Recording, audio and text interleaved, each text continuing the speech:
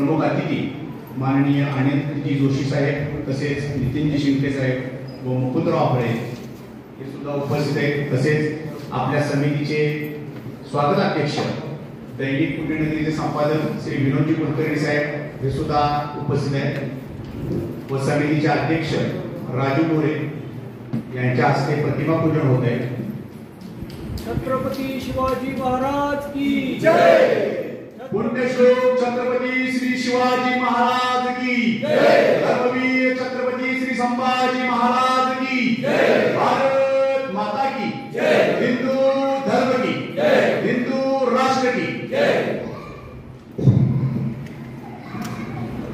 आज आपल्या स्वराज्याचे दुसरे छत्रपती संभाजी महाराज श्री शिवराज्याभिषेक दिन उत्सव समिती राजधानी सातारा या निमित्त आज जे व्याख्यान आपण आयोजित केले त्यासाठी उपस्थित कार्यक्रमाची आपण सुरुवात करतोय। सर्व मान्यवरांना माझी विनंती की आपण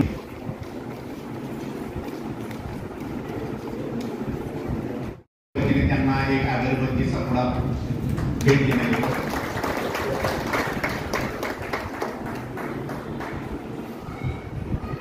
रवींद्र भारती यांना विनंती त्यांनी पुढे येऊन आनंद जोशी साहेब रवींद्र भारती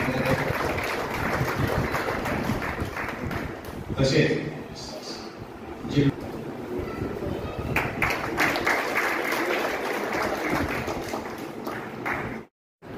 शिवराज्याभिषेक दिन उत्सव समितीच्या वतीने सातारा केंद्रात 3 दिवस शिवराज्याभिषेक दिन उत्सव साजरा होणार आहे। आज त्या उत्सवाचा दुसरा दिवस आहे। त्यासाठी व्यासपीठावर उपस्थित असलेले प्रमुख वक्ते ते आमचे मित्र प्राध्यापक डॉक्टर विनोद बाबर उपस्थित आहेत। प्रथमतः मी त्यांचं स्वागत करतो। त्याचबरोबर व्यासपीठावर नगर वाचनालयाच्या विश्वस्त समितीचे अध्यक्ष अनंत जोशी, आमचे मित्र ॲडव्होकेट नितीन शिंदे, मुकुंदराव आपळे, समितीचे अध्यक्ष राजू गोरे, समितीचे सगळे पदाधिकारी आणि कार्यकर्ते। शिवराज्याभिषेक दिन साजरा करण्यापाठी सातारा शहराला एक ओळखी परंपरा आहे। छत्रपती शिवाजी महाराजांची शेवटची राजधानी आणि चौथी राजधानी म्हणून सातारा शहराचा उल्लेख होतो। सातारा शहरातूनच छत्रपती शिवाजी महाराजांचं राज्य या अटकेपासून कटकेपर्यंत विस्तारलं गेलं। संपूर्ण भारतात हिंदूंचं राज्य आलं किंवा हिंदूंचं साम्राज्य निर्माण करण्याचं भाग्य सातारा शहरात राजधानी झाल्यानंतर लाभलेलं आहे आणि हा इतिहास आहे। शिवराज्याभिषेक सोहळा साजरा करण्यापाठीमागे दुसरी गोष्ट अशी आहे की स्वातंत्र्य हा पहिला शब्द जो कोणी आपल्याला स्वराज्य स्वातंत्र्य हा शब्द छत्रपती शिवाजी महाराजांनी भारतात निर्माण केला असं म्हटलं तर वावगं ठरणार नाही। आज आपण जी मराठी भाषा बोलतो तिचा विस्तार झाला किंवा ती जी टिकली छत्रपती शिवाजी महाराजांचं राज्य होतं म्हणून ती टिकली। शिवाजी महाराजांनी आपल्याला स्त्रियांचा सन्मान करायला शिकवलं। शिवाजी महाराजांनी आपल्याला स्वातंत्र्य मिळवायला शिकवलं, लढायला शिकवलं, अन्यायाच्या विरोधात वाचा फोडायला शिकवलं। आणि शिवाजी महाराजांनी राज्याभिषेक स्वतःला करून घेतला। पहिले राजे भारताचे हे आपल्या भूमीवरचे राजे होते, नाहीतर बाहेरून आलेल्या परकीय आक्रमकांनीच आपल्या इथं राज्य केलं होतं, राज्यपद मिळवलेलं होतं। तेव्हा आपल्या राजाचा पहिला राज्याभिषेक सोहळा आपण साजरा करतो आणि भारतात आपण सगळे सण तिथीनुसार साजरे करतो। त्यामुळे शिवराज्याभिषेक दिन सुद्धा आपण तिथीनुसार साजरा करतो। आज आपण विनोद बाबर यांचं व्याख्यान ऐकायला आवर्जून उपस्थित आहोत, त्यामुळे त्याविषयी जास्त बोलणार नाही। विनोद बाबर यांचं भाषण ऐकण्यासाठी आपण उत्सुक असाल, त्यामुळे माझं प्रश्न थांबतो।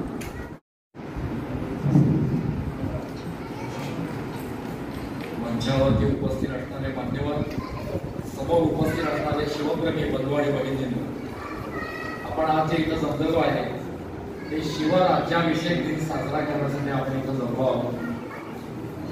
अतिशय महत्वाचा दिवस आणि युगप्रवर्तक म्हणून ज्या शिवाजी महाराजांचं आपण वर्णन करतो ते शिवाजी महाराज झालेच नसते तर कदाचित आज हा दिवस साजरा करण्यासाठी आपण इथे एकत्र जमलो नसतो। म्हणून मी युग प्रवर्तक असा उल्लेख केला. शिवाजी महाराजांना वास्तविक पाहता राजे म्हणून, आपला पुण्यपुरुष म्हणून, आपला नेता म्हणून समाजाची मान्यता होती. राज्याभिषेक करून घेण्याची वास्तविक त्यांना तशी आवश्यकता नव्हती. आणि त्या काळामध्ये राजा किताब धारण करणारे देखील अनेक माणसं होती. सत्ताधाऱ्यांनी ज्यांना राजा हा किताब दिला अशी देखील अनेक मंडळी होती. माझ्या मनात अभ्यासक म्हणून एक नेहमी प्रश्न येतो की या राजाला इतकं लोकांचं प्रेम का लागलं, त्यांनी राज्याभिषेक का करून घेतला, हे दोन प्रश्न माझ्या मनामध्ये येतात. त्यातल्या पहिल्या प्रश्नाचं उत्तर अभ्यासक म्हणून मी असा विचार करतो नेहमी की अनेक चक्रवर्ती राजे सम्राट या भारतामध्ये हिंदुस्थानामध्ये होऊन गेले. त्याच्यात अगदी रामापासून आपण विचार केला तर युधिष्ठिर नला आहे, पुढे विक्रमादित्य आहे, चंद्रगुप्त आहे. अशा अनेक राजांच्या नंतर गेल्या 300-350 वर्ष देखील त्यांच्या स्मरणाने आपले अंतःकरण आणि मनगट उफाळून येतात असा हा जो राजा आहे शिवाजी राजा, त्यांच्यावरती एवढं जनतेचं प्रेम असण्याचं कारण की ज्या विपरीत परिस्थितीमध्ये त्याने एका स्वतंत्र हिंदवी राज्याची स्थापना केली. इथल्या लोकांच्या मध्ये स्वातंत्र्याची आकांक्षा त्याने निर्माण केली पूर्ण प्रतिकूल परिस्थितीमध्ये. म्हणजे हे जे राज्य घडलं हे साधारण 300 वर्षानंतर स्थापना झालेली. याच्या आधीच्या राज्याची स्थापना 1336 मध्ये झाली. 1565 मध्ये ते राज्य लयाला गेलं. इतिहासात त्याच्या मागे जर का आपण गेलो तर आपल्याला विजयनगरच्या राज्यानंतर देवगिरीच्या राज्याचा पराभव आपल्याला आठवतो. तो देखील 13व्या-14व्या शतकामध्ये झालेला आहे. एवढ्या प्रदीर्घ कालखंडानंतर म्हणजे हा 800 वर्षाचा इतिहास आहे. 8व्या शतकापासून आपल्यावरती आक्रमणाची सुरुवात झाली आणि एवढ्या काळामध्ये हे दोन जर का अपवाद सोडले तर शिवाजी महाराजांच्या जन्माच्या वेळेची पूर्ण विपरीत आणि प्रतिकूल परिस्थिती होती. त्याच्यामध्ये स्वतंत्र राज्याचं स्वप्न बघणं हे देखील अत्यंत अवघड होतं. आणि शिवरायांनी 1645च्या सुमारास म्हणजे वय केवळ 15 वर्षाचा असताना देखील एका स्वतंत्र हिंदवी राज्याचं स्वप्न बघितलं. मध्ययुगीन भारताच्या इतिहासातल्या एका तेजस्वी पर्वाची सुरुवात आहे. निवांत फक्त मी म्हणतो तसं एकदा जोरात म्हणा. छत्रपती शिवाजी महाराज की जय. तर मी म्हणतो तसं एकदा आणखी एकदा म्हणा. छत्रपती शिवाजी महाराज की जय. मित्रांनो मी एवढंच म्हणत होतो, मी म्हणतोय तेवढंच म्हणा. मी फक्त एवढं म्हणतो की छत्रपती शिवाजी महाराज की. आपल्यालाही कळलं नाही की आपल्या तोंडून अचूक जय कधी बाहेर आलं. मित्रांनो या मातीत जन्माला आलेल्या कुठल्याही मुलाला छत्रपती शिवाजी महाराज हे शिकवावेच लागत नाही. तुम्हाला माहित असेल आपल्याला छत्रपती शिवाजी महाराजांचा धडा होता जे जिल्हा परिषदेच्या शाळेत आपण सर्वच गेलो. इयत्ता 4थीला म्हणजे ज्यावेळी आपल्याला आईने शाळेत सोडलं असेल त्यावेळी आपलं वय होतं 5 ते 6 वर्षाचं आणि आपण जेव्हा 4थीला गेलो त्यावेळी आपलं वय झालं 10 ते 11 वर्षाचं. तर आम्हाला छत्रपती शिवाजी महाराज वयाच्या 11व्या वर्षी शिकवले. पण जर घरात एखादं नुसतंच बोलायला येणार एखादा लहान बाळ असेल की जे 1.5-2 वर्षाचं बोलत असेल त्याच्या पुढं माझ्या एखाद्या छत्रपती शिवाजी महाराजांची प्रतिमा ठेवा आणि आपण एकदा तोंडातून छत्रपती शिवाजी महाराज उच्चारा, त्याच्या तोंडून आपसूक कधी जे बाहेर येईल ना हे त्याचं त्याला कळत नाही. मग मला सांगा हे येतो कुठून? अरे या मातीत जन्माला आलेल्या कुठल्याही मुलाला छत्रपती शिवाजी महाराज हे शिकवावंच लागत नाही. या मातीत जन्माला आलेलं प्रत्येक पोर आपल्या आईच्या गर्भात येताना आपल्या माथ्यावर छत्रपती शिवाजी महाराज हे नाव घेऊन जन्माला येतो. शिकवावं लागतच नाही आम्हाला. इथं जे जन्माला येते ना ते छत्रपती शिवाजी महाराज हे अक्षर घेऊनच ही पोरग जन्माला येतं. आज आम्ही बघतो की छत्रपती शिवाजी महाराजच का लक्षात राहतात आमच्या. आज 450 वर्ष झाली. त्या जगात राजे झाले नाहीत का, महाराजा झाले नाहीत का, बादशाह झाले नाहीत का, सरदार झाले नाहीत का, मोठे झाले ना. अलेक्झांडर झाला, सीझर झाला, नेपोलियन झाला, औरंगजेब झाला. कितीतरी महाबलाढ्य राजे होते, महाबलाढ्य सरदार होते. मग माझे छत्रपती शिवाजी महाराज का लक्षात. 450 वर्षानंतर जगाच्या पाठीवर एकमेव राजा आहे की ज्याची जयंती साजरी केली जाते, ज्याची पुण्यतिथी साजरी केली जाते, ज्याचं नाव घेतल्यानंतर आमच्या मुठी आवडल्या जातात असा जगातला एकमेव राजा आहे. मग हा राजा आमच्या लक्षात का. अरे अलेक्झांडर मोठा होता, सीझर होता, नेपोलियन होता. या माझ्या छत्रपती शिवाजी महाराजांच्या पेक्षा कैक पटीने याचं सैन्य मोठं होतं, यांच्या राज्याच्या सीमा मोठ्या होत्या. मग माझ्या राजे का लक्षात. माझ्या राजांचं जर स्वराज्य बघितलं तर फार छोट होतं अलेक्झांडरच्या, सीझर आणि नेपोलियनच्या ह्याच्यात. मित्रांनो माझे राजे एवढ्यासाठी लक्षात की या अलेक्झांडर असू द्या, सीझर असू द्या, नेपोलियन असू द्या, यांच्याकडे जी नैतिकता नव्हती ना ती नैतिकता माझ्या छत्रपती शिवाजी महाराजांच्याकडे. तुम्ही किती मोठं हे नाही. आज अनेकांच्याकडे जोशी सर पैसा आहे, कोट्यवधी रुपये आहेत अनेकांच्याकडे, मोठे बंगले डिपॉझिट आहे. पण किती लोक लक्षात ठेवतात? आठवून बघा, कोविड मध्ये किती गेले, किती लक्षात राहिली? माणसं तीच लक्षात राहतात ज्यांची जगण्याची नीतिमत्ता श्रेष्ठ असते. छत्रपती शिवाजी महाराजांची जगण्याची नीतिमत्ता इतकी मोठी श्रेष्ठ होती की जगातल्या कुठल्याही राजाला आणि प्रधानाला किंवा बादशाला त्यांच्या उंचीच्या जवळी जाता आलं नाही.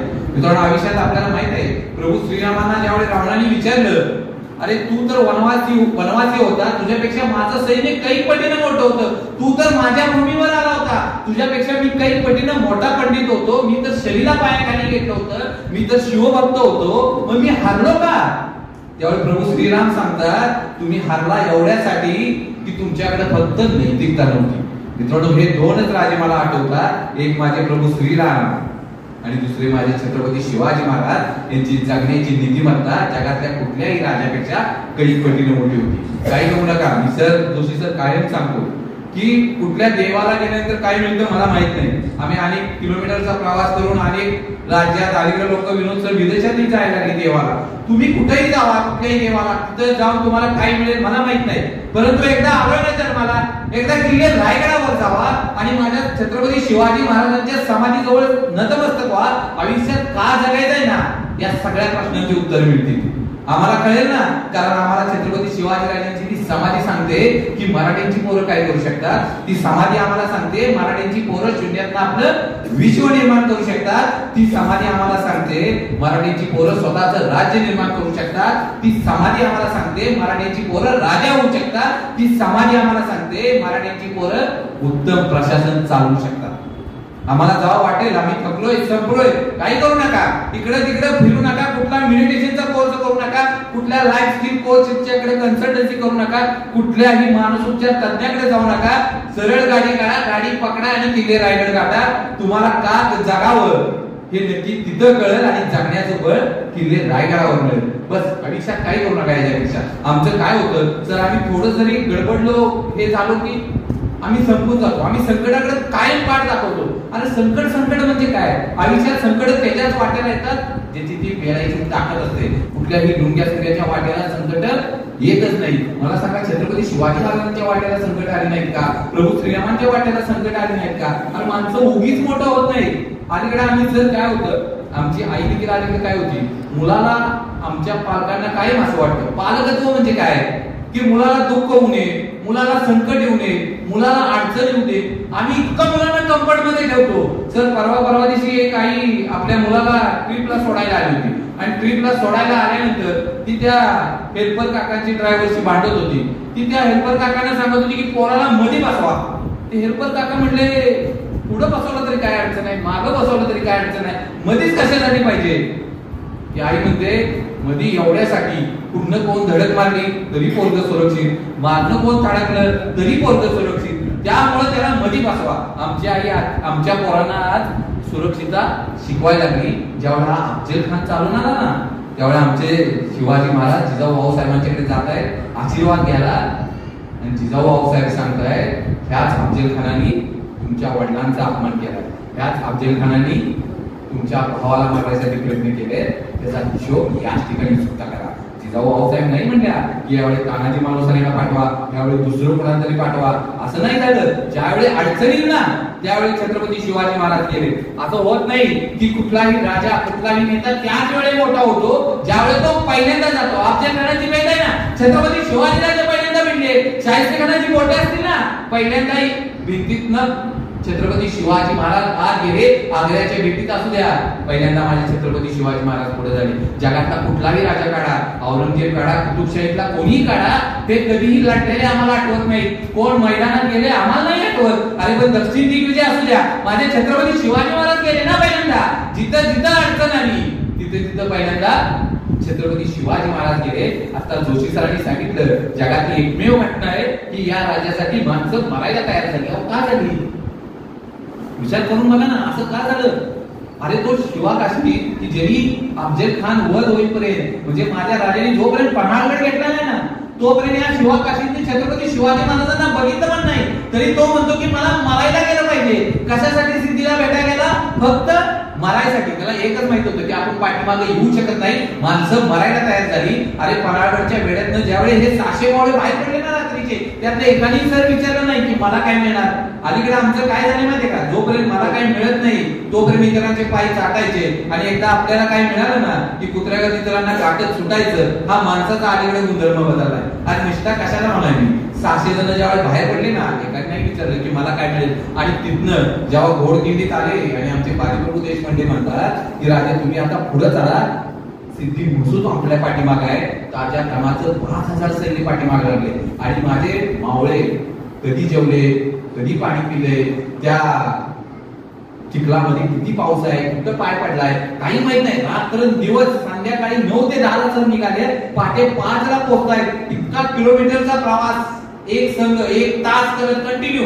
हे ज्यावेळी तिथं पोहोचले ना त्यावेळी आमचे बाजीप्रभू देशपांडे म्हणतात की राजे यातले 300 तुम्ही जावा पुढे घेऊन, मी 300 जणांना थांबून इथं लढतो. आणि कुठनं प्रेरणा आणि हे 300 जणांना या 600 जणांना की जी म्हणतात की राजा आम्ही मेलो तरी चालेल, लाख मेले तरी चालतील, परंतु लाखांचा पोशिंदा वाचला पाहिजे ही प्रेरणा त्या ठिकाणी मिळते. आमची निष्ठा अलीकडे जाते होते सर, आमची निष्ठा मिनिटाला बदलते हो. आज आम्ही इथं असतोय उद्या कुठं असतो याचा निर्णय नाही. एखाद्यानं आम्हाला एखादं आम्हीच दाखवलं ना आम्ही 0 मिनिटात बदलतो. आणि ज्यावेळी प्रतापगडावर अफजल खान चालून आलाय सगळ्यांना दम देत सुटलाय, प्रत्येकाला दम देतोय आणि प्रत्येकाला सांगतोय तुझं खानदान पण ठेवत नाही तुझं वतन पण ठेवत नाही. असंच एक जमाचं पत्र आमच्या कान्होजी जेधेंना आलं. कान्होजी जेधेंनी ते पत्र घेतलं, छत्रपती शिवाजी महाराजांच्याकडे गेले आणि माझ्या महाराजांना सांगतायत कान्होजी जेधे की राजे अफजल खानाचं पत्र आलंय, तो सांगतोय तुमचं खानदानी ठेवत नाही तुमचं वतन पण ठेवत नाही, तुम्ही आम्हाला येऊन सामील व्हा.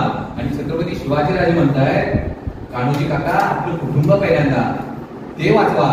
कान्होजी जेधे पुढे झाले, तिथला असलेल्या तांब्यातलं पाणी घेतलं आणि राजाच्या पायावर ओतलं. राजे हे वतन म्हणताय ना आपल्या पायावर गेलं. ज्यावेळी रणांगणात आम्ही लढताना जर आमची हाडं सापडली तर त्यातनं ज्यावेळी आवाज येईल ना छत्रपती शिवाजी महाराज आणि स्वराज्य, ती हाडं ही जेध्यांची असते. मित्रांनो निष्ठा असते ना ती असते आमची निष्ठा. जोशी सर आज शहाशाला आणि मिनिटाला बदलते मित्रांनो होत नाही. आणि दुसरी गोष्ट मी सांगितली की 450 वर्षांनंतर छत्रपती शिवाजी महाराज लक्षात का की जे स्वराज्य निर्माण केलं ना ते शून्यात किती वर्षात केलं सर. फक्त कुलकर्णी सर 35 वर्षाचा काळ आहे. वयाच्या 15व्या वर्षी छत्रपती शिवाजी महाराजांनी स्वराज्याची शपथ आणि किल्ले रायगडावर 361 किल्ल्यांचं स्वराज्य. आज एखाद्याला एखादी गोष्ट करायची म्हणली, एखाद्याला उद्योग करायचा म्हणला तर तो म्हणतो मला जे जमायचं नाही मला जिंकायचं नाही. अरे पण छत्रपती शिवाजी महाराजांनी तर काही गावांची वतनदारी ते 361 किल्ल्यांचं स्वराज्य निर्माण केलं ना. शून्यातनं सगळं सगळं निर्माण केलं. आमच्याकडे आज सगळं असताना आमचं पोरगं धाडसच करत नाही. आमच्या मुलांना आज धाडस करायचं म्हणलं तर आम्ही 1000 कारण सांगतो. अरे किल्ले रायगडावर सांगा, जाऊन एकदा बघा, ती वास्तू सांगेल की आमचा वारसा काय आहे. आमच्या छत्रपती शिवाजीराजांनी सांगून ठेवलंय की आम्ही शून्यातनंही स्वतःचं विश्व निर्माण करू शकतो. आम्हाला ते कळलं पाहिजे. माझ्या राजांनी जे निर्माण केलं ना ते शून्यात काही नव्हतं. आज जर एखाद्याला विचारलं असतं काय करायचं 1000 कारण येतात. माझ्या छत्रपती शिवाजीराजांनी ज्यावेळी सुरुवात केली ना त्यावेळी अनेकांनी सांगितलं सर राजे कशाला या उद्योगात पडताय, तुम्ही तर सरदार पुत्र आहे, आयुष करा आरामात राहा, हा नवीन उद्योग कशासाठी. 5-5 पाचशाही आजूबाजूला आहे, एवढ्या बलाढ्य पाचशाही असताना आपल्याला हे जमल का.